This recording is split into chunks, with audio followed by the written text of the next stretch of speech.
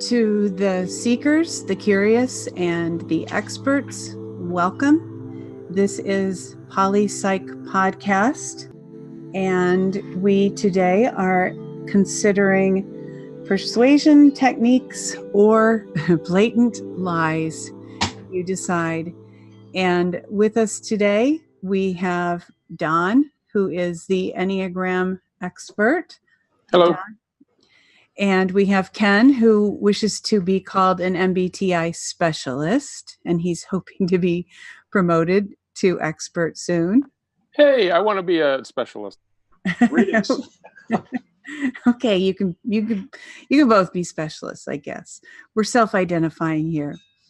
So welcome to our audience, and we hope that you enjoy today's presentation. And gentlemen, would you like to say anything to introduce the clips, or shall I put some clips up? I want to say something in general. One of the things about the Enneagram as it relates to the Enneagram is that I can't know from short clips what a certain person's Enneagram type is unless I already knew the person or had a pretty good idea about them. And in these short clips that we're going to be watching, I will be making generalizations about communication style based on certain groupings within the Enneagram. So I'll be using the Enneagram, but not in a detailed individual personality sense. Oh, great. I'd like to just open with a quote from Edward Bernays, who wrote a book titled Propaganda. It was very influential in media circles. And someone once said he's probably the most famous person you've never heard of. And it does frame our show a little bit, but he starts with this introduction to his work entitled Propaganda. The conscious and intelligent manipulation of the organized habits and opinions of the masses is an important element in democratic society. Those who manipulate this unseen mechanism of society constitute an invisible government, which is the true ruling power of our country. Close quote. That's rather jarring. So today we're going to be examining that. Is that correct? That principle of the influence of media. Sure. I think what I'm seeing here is we'll have three clips that are pretty much blatantly untrue from a logical perspective, and we'll explore the psychology behind that. And I think both Don and I, and certainly anybody, Cindy, you too, is just a lot of it will just be common sense today. It'll mostly be oriented towards the media rather than political issues specifically. And sure, let's roll with the first clip. I think it's on the tax refund lie, as we call it. NBC News is reporting that under the new Trump tax code, the average refund is 8.4% smaller. Frustrated taxpayers are using the hashtag GOP tax scam to vent about their smaller than expected tax refunds. Here's another one. Smaller tax refunds compound financial worries for the 30% of Americans with more debt than savings. Do you want to add to this pile of fake news, ABC, before I debunk it? Next year, money, it's tax season, and the filing due April 15th will be the first full year of the sweeping Republican tax overhaul. But the first numbers from the IRS show that refunds are smaller this year, down 8%.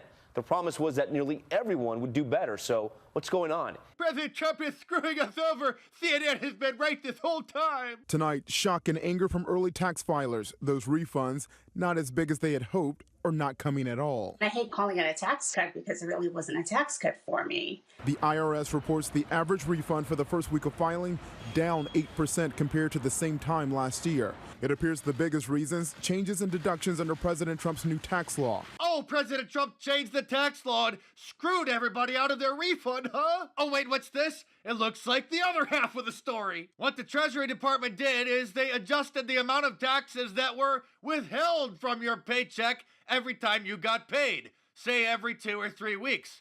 And so you actually saw a little more money in every paycheck in terms of less taxes withheld.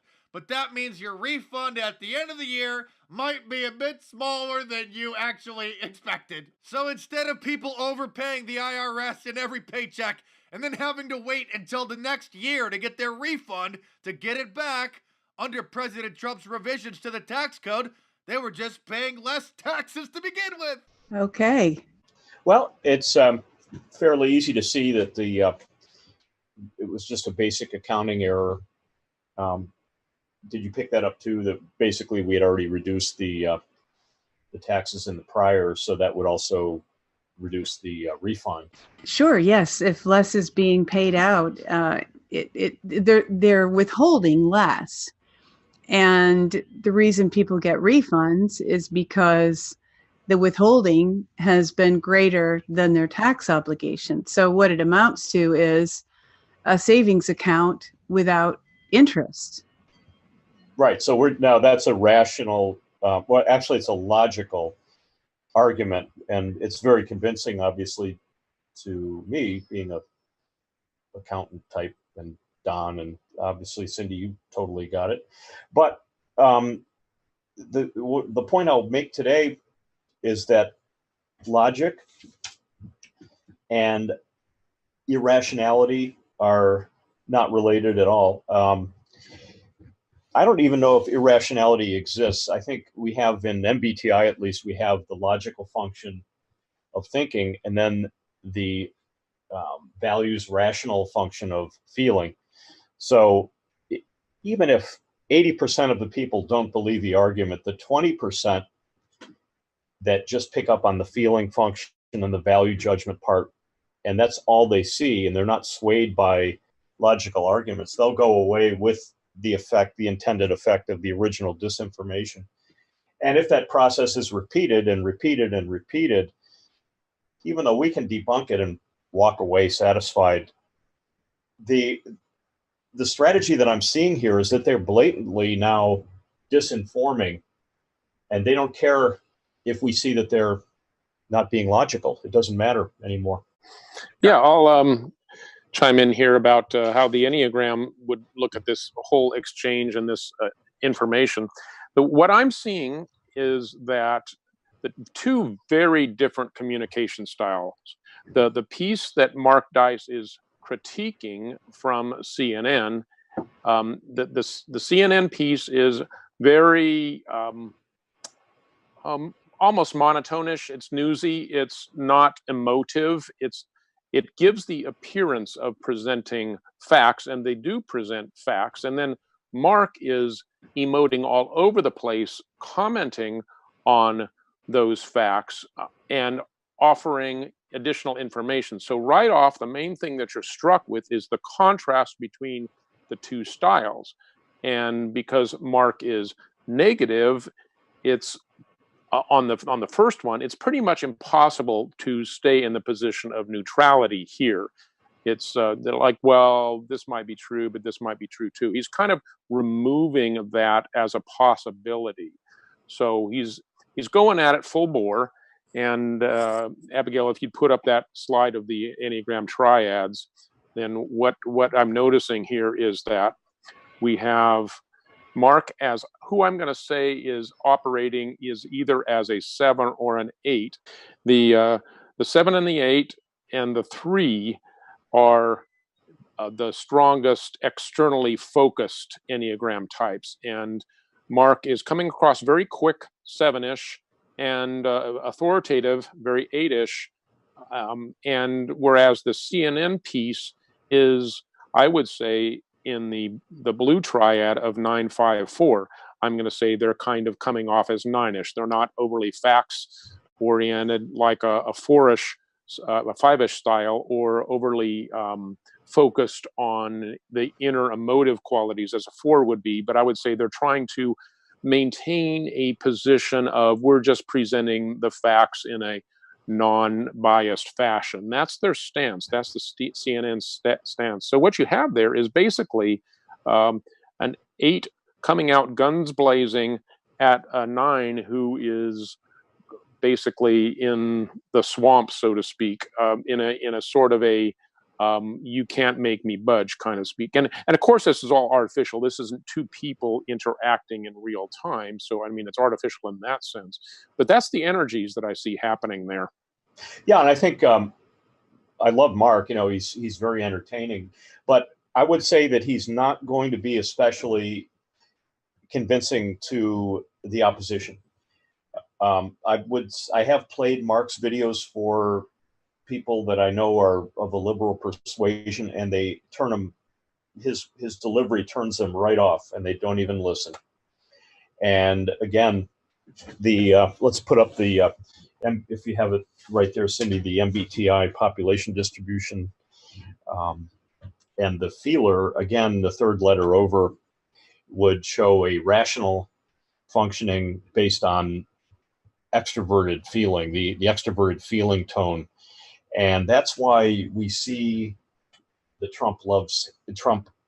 love Trump's hate and all that sort of emotive polemic coming from the left, which is dominated by the feeler logic, which does just happen to be a little bit more prevalent in the American female population.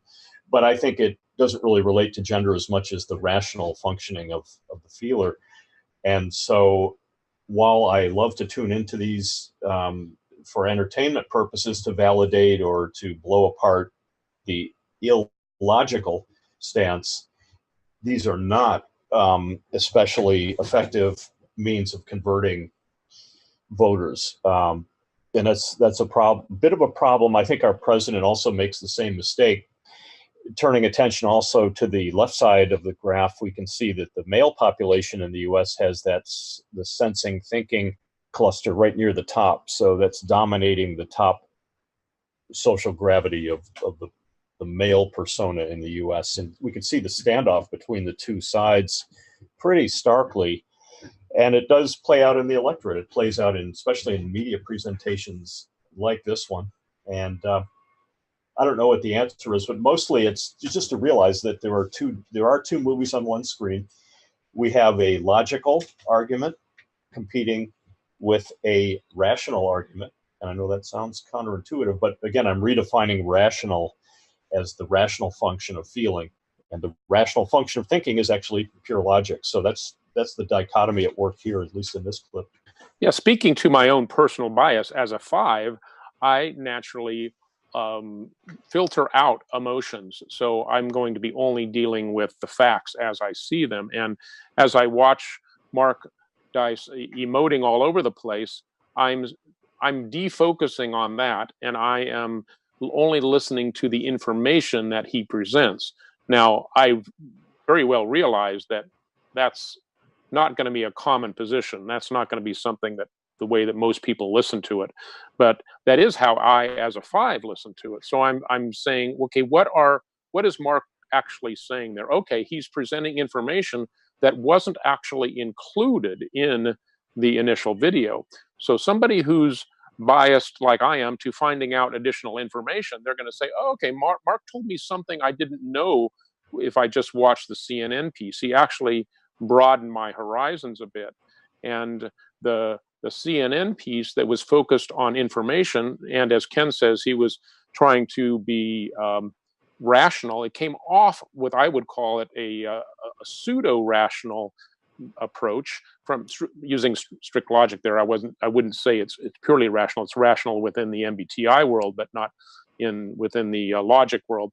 And the pseudo-rational approach only gave me part of the picture. When I defocused on the emotions that Mark was using to try to punch through and grab people's attention, then I actually did learn something. So again, what I'm doing is I'm presenting just how I focused on it, but recognizing that in a Bernays world, or in a world where people are just going to pick up vibes, they're going to say, well, Mark kind of made me feel upset, so I didn't like that, so I'm going to tune out. So it takes effort to do that, though.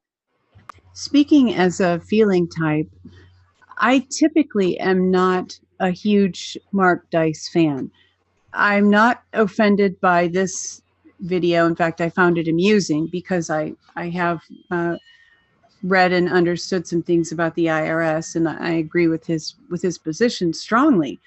I don't like to see him when he's out on the beach interviewing people and making them appear foolish. That doesn't jibe with me. So he's not one of my favorites. And so, I agree that he's not gearing his argument toward feeling types. Preaching to the choir, basically. And I guess we need the morale boost is there for the people that are already convinced and looking for validation. Many times I think we do seek out entertainment that validates our pre-existing attitude about an issue. And this is one of the things I think the media does. The quote that I've crafted to accommodate this is that when a thinker's thoughts are ignored, it's experienced in exactly the same way as when a feeler's feelings are ignored. And many times when things aren't logical, the thinker will lash out and with an equal punch over to the rational function of feelings and just, be a little rude or a little sarcastic. And this is when the polarity starts. And I'll come back to this in other shows, I'm sure, but it's not about Donald Trump. It's about the media being well aware of this dichotomy and encouraging it by just coming out with a totally illogical presentation that carries all the feeling tones needed to keep the viewer dialing in and watching the commercials and paying their cable bills. And it's a business like any other. So they foster an addiction. Would you like me to roll the next clip? Do you want to frame this at all? Sure. This is from the Cohen hearings in, was it in the House? Yes, House Oversight Committee. And this is just one small sampling of the proceedings. And just to introduce, by way of introduction, Jimmy Dore would be considered a more of a radical leftist. He was in the Bernie camp early in the cycle on 2015, 2016, and has been an interesting source of conjecture. I think in this show we will be playing off both sides, and I think pretty good journalistic effort is being displayed by some of the content providers on the left, at times doing a better job than the right. And this is one of those examples. Does happen to be supportive of the attitude that the Russiagate was just basically a hoax. Watch this. So let's listen to him. Listen to him. A lot of people have asked me about whether Mr. Trump knew about the release of the hacked documents, the Democratic National Committee emails ahead of time. And the answer is yes.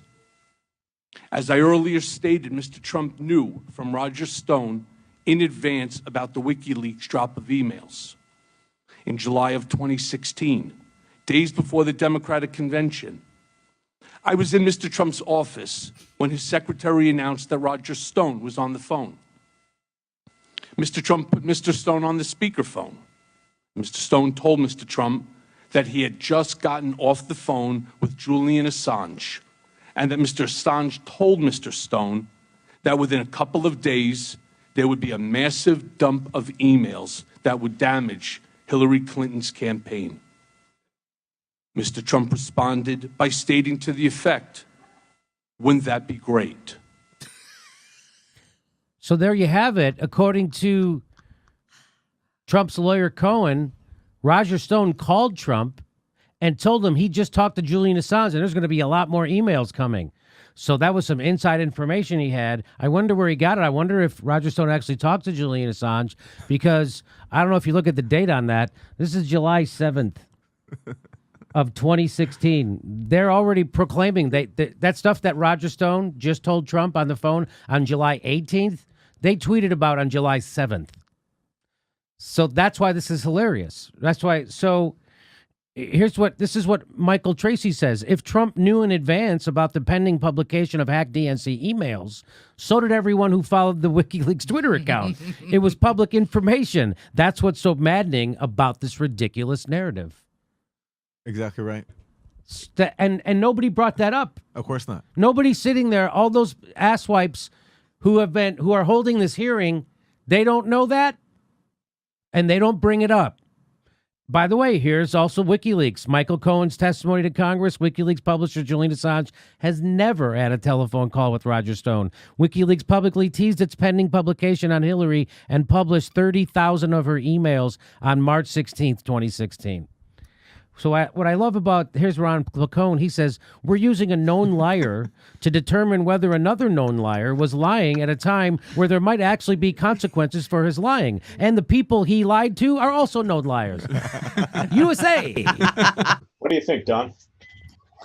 Well, yeah, I'm contrasting this in my mind with the way that Mark Dice handled his particular the debunking that he was doing of CNN. And here is it coming from now somebody who is on the political left. I'm not familiar with the person, but I'm guessing or sensing some fourish energy from this guy, and kind of, rather than an aggressiveness, just kind of a joy in being a rebel or being different from what he would normally align with a lot of the stuff CNN is pushing, but he sees through the lies and he's kind of relishing that. And to me, that's a fourish kind of energy. It's coming from the feeling triad, and it's coming in a way that it enjoys being different, which is a very fourish thing. So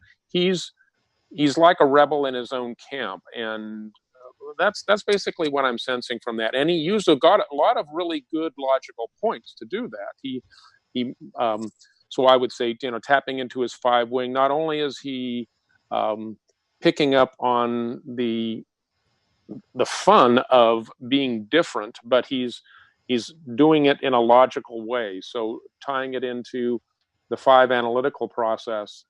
I thought it was well done, and probably more effective than Mark Dice's aggressive manner of dealing with the debunking of CNN.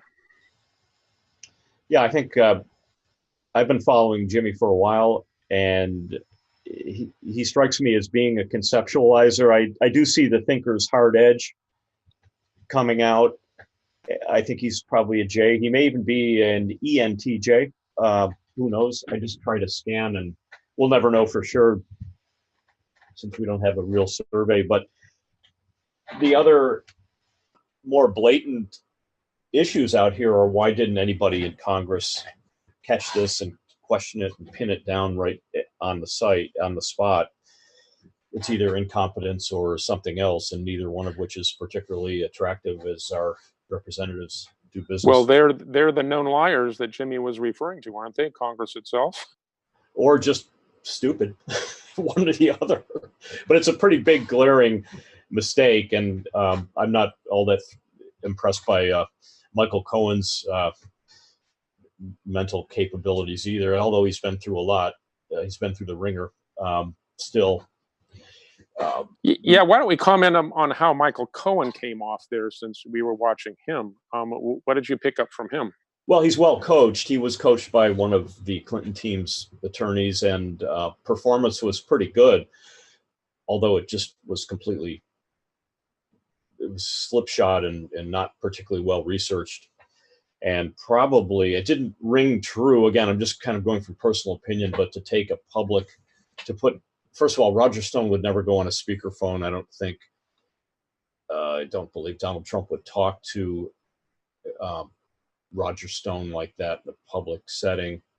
And we only have one witness. It was Michael Cohen himself. So looks like a nothing burger. But the point is, the media point that I see is, once again, we have 20%, maybe more, who sat down, saw that, and then went away and went back to their daily lives. People, perfectly intelligent people, would come away from just the hearing itself with the opinion that Donald Trump is just completely incapable of being president and needs to be removed, and supporting that meme.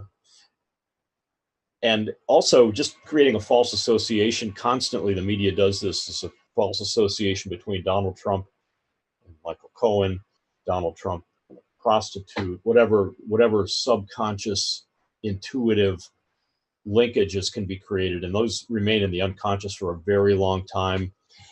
And again, the rational function of do I like this person or not like this person will be anchored on that subconscious intuitive link between the elements, rather than the ST, the sensing thinking type, would break apart the pieces and analyze it. And I'm pretty sure Jimmy Dore would either be an ST or an NT, probably an ST, because I've seen a lot of Jimmy Dore's videos, and he loves to go back to the source video, and then he applies a very airtight logic, most of the time tinged with some feeling-centered allegiances to the left. But generally, he's a pretty good commentator. I like to actually watch him in conjunction with some of the right, just to kind of see what's going on, because I trust most of the time. I think he's got the at least the NT's dedication to the truth, and he's very fervent about that. Well, one of the things that I can't help, but this is the power of memes. What I'm about to tell you is that once a meme gets in your head, it's hard to get it out. And a while ago, I came across a meme that had Michael Cohen and split picture between him and Gomer Pyle, and I just look at Michael Cohen now, and I just think, well, golly, it seems like he's just trying to be the simple man, and having the simple man as a lawyer that worked for the president, it's coming off as a disconnect for me. And obviously then Jimmy explains exactly why, because you're not seeing the real picture. He's giving you a false narrative. He's giving you a narrative that leaves out the really important details. And it's very similar. I mean, this clip, in a logical sense, is very similar to the previous clip, in which the narrative that we were presented with on the main screen, the CNN presentation, left out important facts in both cases, and they're being pointed out here. So again, like Ken said, they're trying to sell you the person that's not paying full attention, and most of the time that's going to work. The problem that CNN and the mainstream media is having now is that we've got these people that can punch through and show in the alternative media and show forth the false, the things that are being left out, the missing picture. They're showing it to you, the things they don't want you to see. So the golly gee isn't working anymore. Well, the real tragedy here too is that this person, Michael Cohen, has been under immense pressure from what many feel is just an uncalled for harassment by the legal system and from unelected officials. And again, I'll go back to Bernays, another quote: "We're dominated by the relatively small number of persons who understand the mental processes and social patterns of the masses. It is they who pull the wires which control the public mind." Now we plug that abuse into media presentation, and then this is what we end up with. Now, he who is forced to explain is always or she is always at a disadvantage. So when the press serves us information like this, full spectrum, and you go away and don't get a countervailing opinion, that's the truth. It literally is the rational function. Two movies on one screen. It bifurcates reality across that continuum of logical and rational. Rational meaning, in this case, the rationality of the feeling, values center. Television does that very, very well, and it's very insidious. Ken, would you care to introduce this next video clip we have? Video from Venezuelan supermarket exposes CNN lies. Sure. This is another Jimmy Dore production, and he introduces another presenter named Max Blumenthal. It's an encouraging sign that the left they do have their ear to the ground, and they're able to take in source video, and they're doing the digging. They're going the extra mile and going to the site. Some of the conclusions reached may be based more on ideological intuition rather than evidence, but let's look at the clip Don, do you have what was your impression, or what's your impression as we move into this clip about Venezuela? Yeah, I think that you pretty much summarized it. It does have to do with presuppositions, that the views that are being held in terms of who's the bad guy here. Is socialism the bad guy, or is capitalism the bad guy? And then neither one of those terms is defined in this video, so we'll have to talk about that and how each of those arguments are being presented in a not completely straightforward way. Things that aren't available or accessible in Venezuela, things like nutritional biscuits, toothpaste, toothbrushes, just basic commodities that aren't available or readily available to Venezuelans right now because of the regime that they're currently living under. So here's Max Blumenthal. He's actually going to go see how horrible it is down there. Let's watch. Supermarket in Caracas called Gama.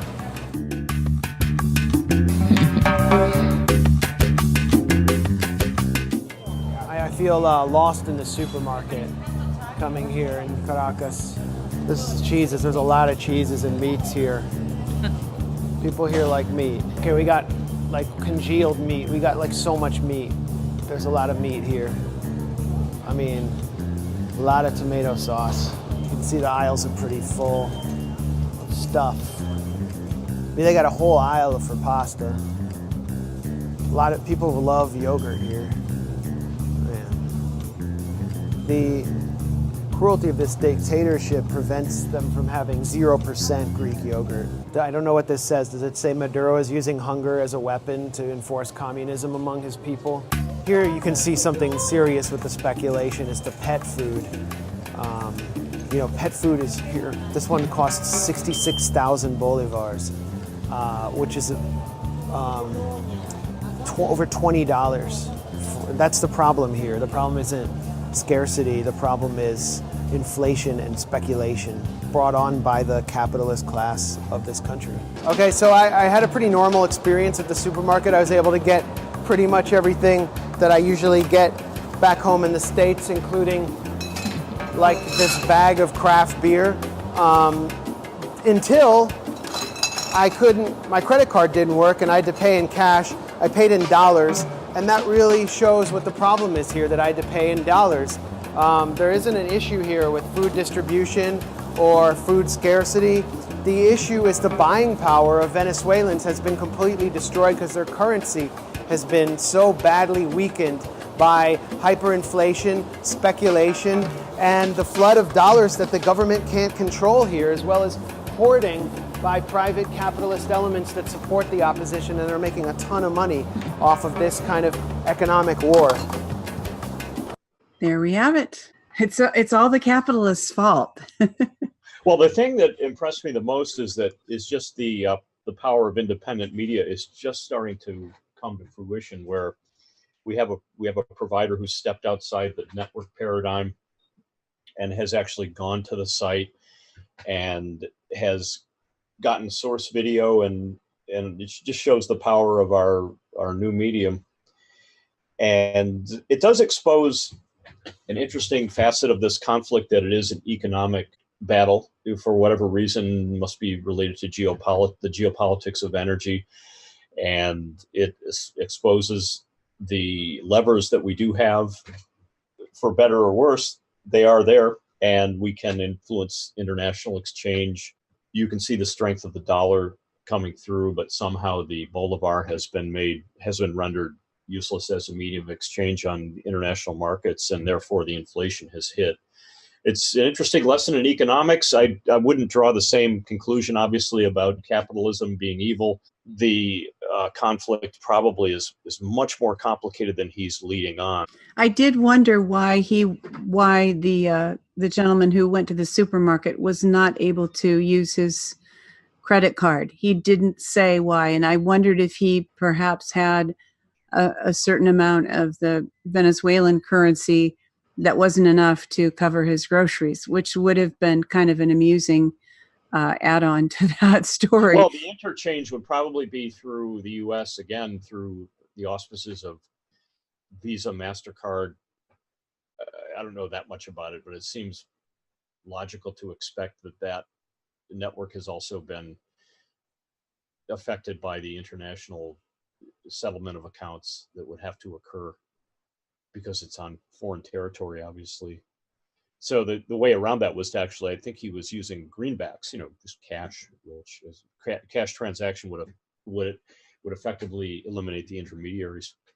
Yes, and given him probably somewhat more buying power, as he said. So, yeah, I think what's really going on here is you have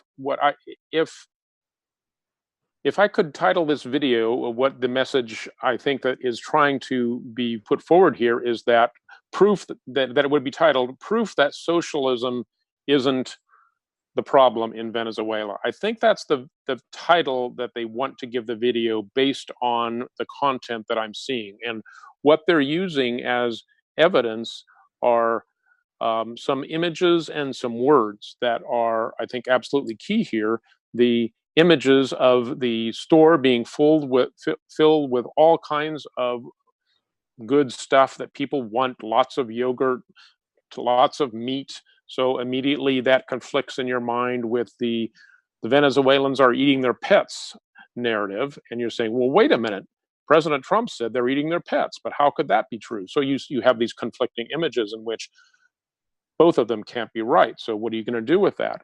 Well, then one of the key words that I saw that was being brought up was the speculators was a word that got mentioned a couple times. So the speculators are the problem because they've made it so that it's hard to buy stuff. Well, that's a argument that's not intended to be easily understood. It's just intended, I think, to present a boogeyman that explains this incongruous situation.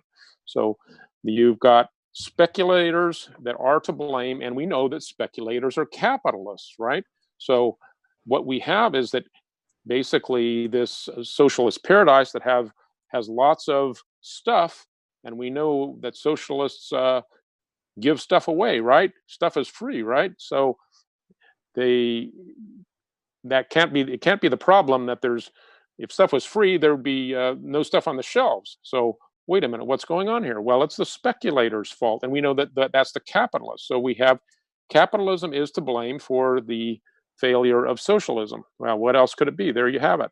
And I think that's the message that's intended to be explained here, and they're using those key images and words that appeal to the narrative that somebody either already has, or it's intended to debunk the alternative narrative that would be the one that was presented by the president in his tweets about Venezuelans eating their pets.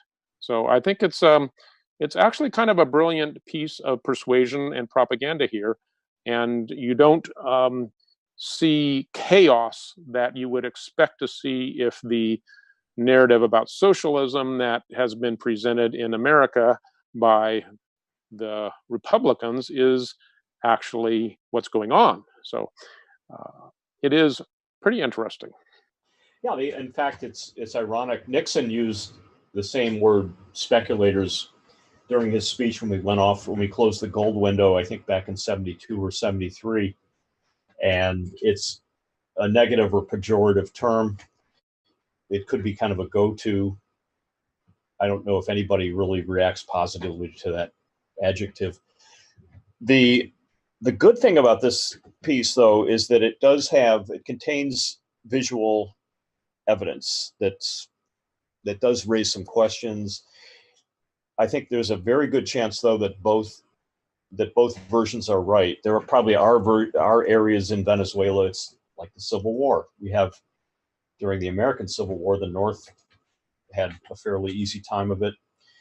There probably are sectors in Venezuela that are eating their pets, and they're most likely the most vulnerable people in the conflict, the ones without the dollars and without the access to the government infrastructure that's preserving this equilibrium depicted in the video. It does cast some doubt upon the version that we're getting from the Trump administration, and it may deserve some explanation. We're just trying to be, I think on this show, we're trying to be objective about media, all forms of media, yet at the same time to immediately go with the false intuition that it's the capitalists or that it's anything beyond some other factor that we just don't understand yet. And I think that the journalists, as they start fanning out into this issue, can come away with better and provable conclusions about what's really going on in this country, Venezuela.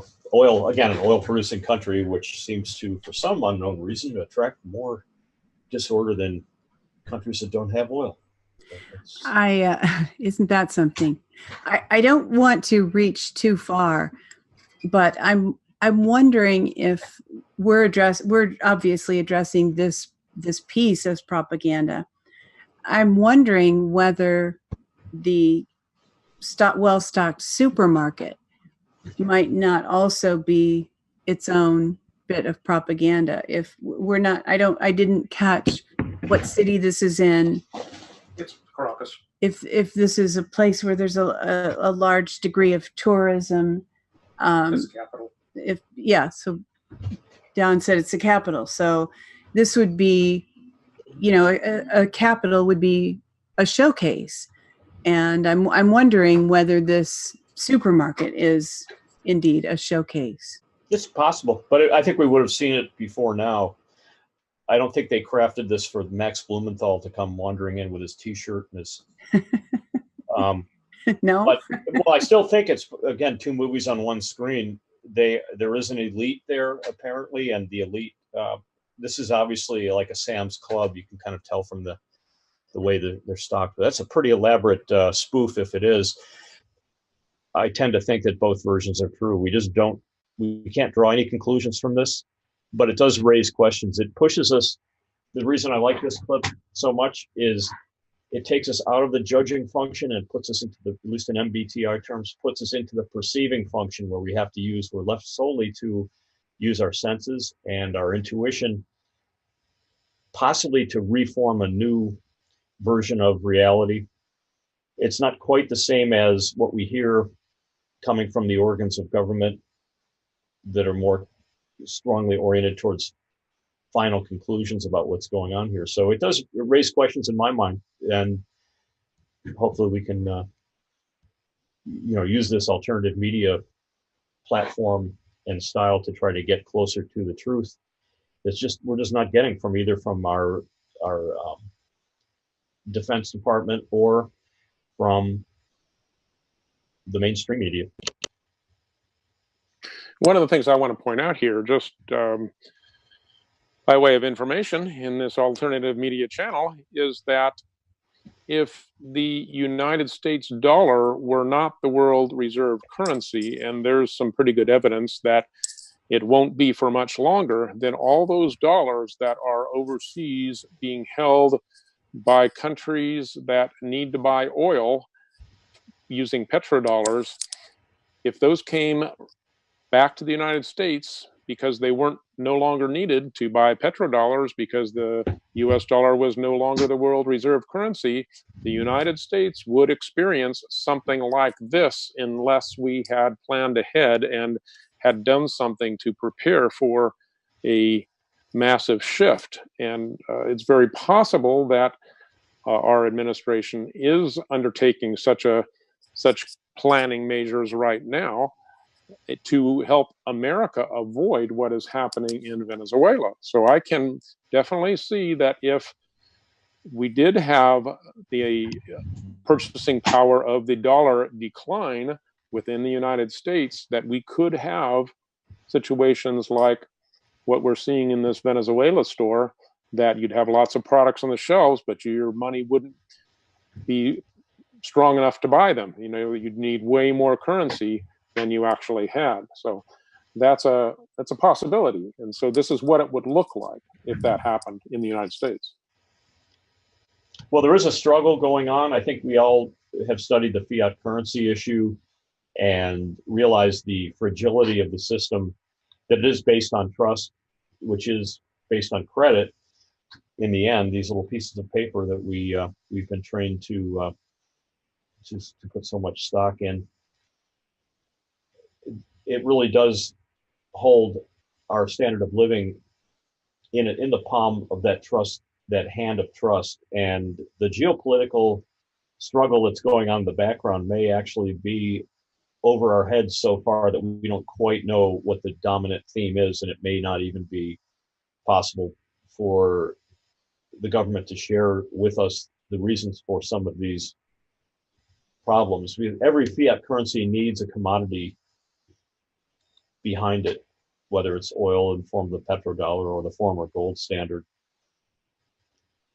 And I think right now the structure does dictate that the US dollar does remain the world's reserve currency in order for us to keep flying around the globe on planes and driving cars and doing all these things. And this is sort of the inner life that we need to start looking at, is what is the morality behind that? And it's an open question, and I think we'll solve it as we go forward. And we probably need to pay more attention to the evidence than the conclusions at this point. I'd like to point out that one of the key issues you mentioned there, Ken, is trust, and the currency is based on trust. And I'd like to tie that together with this word speculator that we both mentioned earlier. And basically what speculators do is they put trust to the test. If the currency is not trustworthy, then the speculators will avoid it and not purchase more of it. If the currency is trustworthy, they will acquire more of it, knowing that the public will pick up on that trust in the long term. So that is actually how the speculators in an economic system that is based on value will actually help that trust issue to get sorted out. And propaganda is one of the means that our government uses to maintain that trust, I would say. Ending it with a quote, I'm looking again at Propaganda, the book by Edward Bernays. And the quote that I think might apply here: modern business must have its finger continuously on the public pulse. It must understand the changes in the public mind and be prepared to interpret itself fairly and eloquently to changing opinion, which is a little more uplifting than some of his other quotes. It's crucial for all of us to understand why we think the way we think, why we believe the way we believe, particularly if we are being lied to. And we need to, however painful it might be, when we are being lied to, it's essential for us to have healthy minds and healthy lives, to acknowledge the actual truth when it is shown to us. So do we have any other parting comments? Well, the only thing that occurs to me right now is that's what an awakening is when people see that they have been lied to or misled, and they're now seeing a bigger picture. And there's, I think, some pretty strong evidence that America and much of the world is going through an awakening process now. And that's where we see through the propaganda, and we see what really stands the test of scrutiny, sorting out the facts and finding out what is really true in the world as it really is, not as we want it to be. And I think it's a good thing that we're living in those days, and we can help people have understanding. And the more understanding there is, the less chaos there will be as this transition moves along. And capping that's totally in agreement. And I think part of it too is the conclusions that we reach are introverted functions. Many times the extroverted feeling function will usually go with the dominant status quo. The gravity of the situation doesn't really sink in until people slow down and take in information. And many times that's the place of the presenter. The presenter can go to that introverted mindset, reconstitute, rebuild reality a little bit, and then push that out. But right now we have the media doing that, fulfilling that function, and hopefully alternative media can step into that role a little bit more strongly and do it in a way that does appeal to the rational functioning of feelings versus just pure thinking and strategy. It will never be, the thinking and strategy will never really convince everyone the same way it does. We do have to come at it full spectrum, much like television. Television does have a full whole cloth version of reality, and they're very cognizant of the feeling tone of their shows, the music, the editing. It's all crafted to do just that, and hopefully we can get more of an enlightened and more informative version of that working in the future. Well, may those of goodwill and good intentions learn how to use those tools well.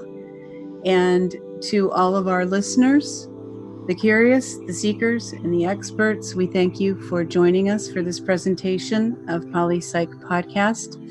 If you have enjoyed this presentation, please click like. Remember to subscribe to us and watch for approximately one video to be released each week. Again, thank you to Ken and to Don and to all of our listeners.